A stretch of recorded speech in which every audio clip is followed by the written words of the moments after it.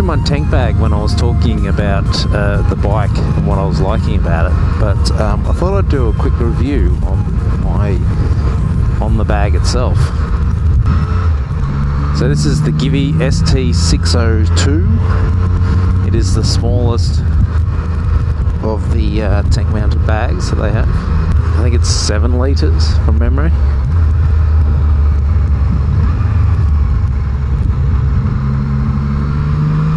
And this is the clip-on version, so this is the version that clips onto the tank. Now, my primary objective with this bag was that I just wanted to hold my essentials that I take to and from work each day. So, which is things like wallet, hard drive, keys, headphones, and a few other bits and pieces. So, all that easily fits in this bag, very, very easily.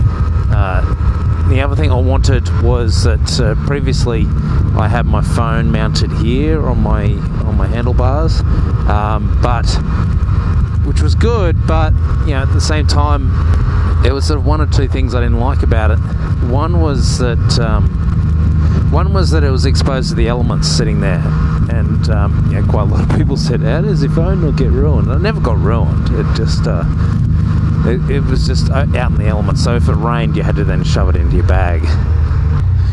Now with this one, obviously the mobile phone sits on top here, sits on the inside, so you get effectively a mobile phone mount as well.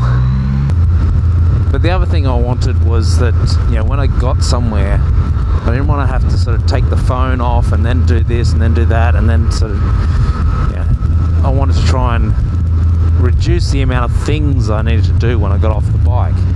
And now that the phone's in the bag itself, it means I can just detach the bag and walk away. Oh, check out the Magna. I mean, there's not many Magnas left on the roads these days as it is, but white wall tyres, off yellow. He's driving like a dick, but don't worry about the red light. Look at that thing. Oh my god. So yeah, so now I can just, the phone is already in the bag, so when I disconnect it and walk away from the bike, it's one less thing I need to shove in my pockets. When it's a day-to-day thing, you want to try and make it as efficient as possible. I catch all the reds today by looks. So I like that. It makes it really easy. So that's one of my bugbears with this thing. It's one of the things I don't like. I've got the 6 Plus, so it's a large phone, and it just fits, like just fits. And so I got plugged in the USB at the front, so it charges. But getting the phone in there is a bit of a pain. Then the phone, it's a pain to get out of this spot. And it kind of sticks.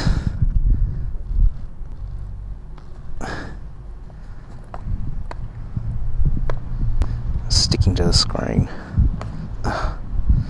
So that's a pain. And of course when you got the power cable in there, you can see the power cable it gets jammed up against there. So it doesn't really fit properly. And so yeah, getting it in is like, you've got to kind of jam it into this spot, which is a pain, and then the cable forces it downwards. So yeah, it's just not easy. It's a pain in the ass.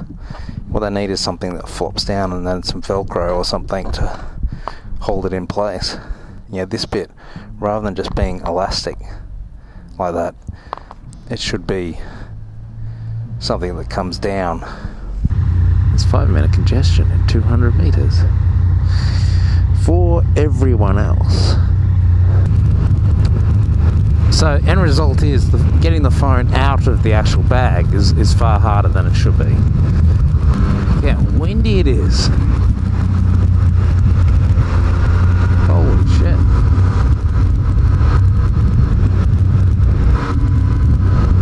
Must be so close to school time. The lights weren't flashing, but like on mine says it's just ticked 8 now. So I've always wondered, what is the case if you're already in the zone, in the school zone? Do you have to slow down then? Now, the zipper on this bag is like halfway up, which is nice. The zipper's really nice. The zipper's good, like it's good quality zipper. It doesn't feel like it's going to get jammed or anything like that. So yeah, it's quite a nice quality zipper. But yeah, it sits halfway down the bag, as you can probably see, which means when you're putting stuff in it, yeah, the bag needs to be sort of level and making sure, yeah. So when you open it up, if you have to open it up like in this position, sort of leaning backwards a bit, things could fall out, or it sort of limits how much you can fill it up. But it does have a little zipped up storage bit in the lid, which sort of makes it more useful. I usually stick my iPad in there, or if it looks like it's going to rain, then it's got its little raincoat, I'll stick that in the top part.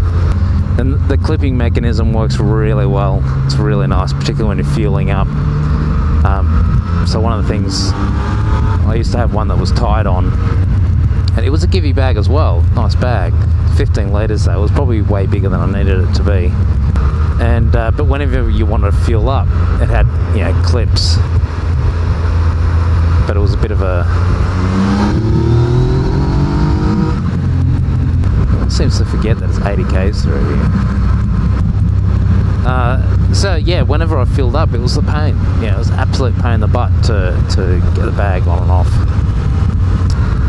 So yeah, refueling was an absolute pain in the neck, because you had to unclamp the bag and then positioning it, because the back half of it was tied down, so you couldn't untie it, whereas the front was clamped. You could undo the clamp, and then it would sort of fall, and it was just a bit of a juggle and a pain in the butt. Whereas this one just works brilliantly. So yeah, so with this one, when I fuel up, I can basically pay at the pump and then throw my wallet back in the bag, and then just unclip it, put it on the seat, away you go, clip it back on, and you're off. It's brilliant.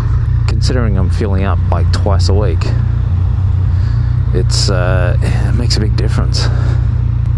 So funnily enough, where I've actually just pulled up is where I bought it from. So I bought it from Sydney City Motorcycles, from Sydney City Motorcycles here in Lane Cove. Sydney City Motorcycles, Sydney Motorcycles, City. It's not easy to say. Sydney City Motorcycles. So I bought it from there. I think from memory it was 150 or 160. They gave me a little bit of a discount, and I didn't even ask for it, which was kind of nice, because I have bought a few things from them. The obvious reason being that I'm riding past them each day. I've often chosen them purely out of convenience. It'd be nice if the spare parts and accessories opened a little bit earlier.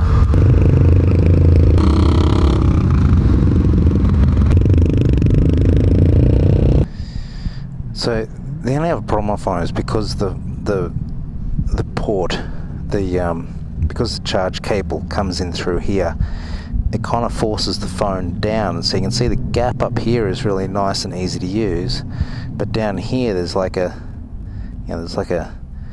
gap, like a big gap between it, which kind of just sometimes when you're typing just doesn't work. Like it's just a bit so that's kind of annoyance because of that setup.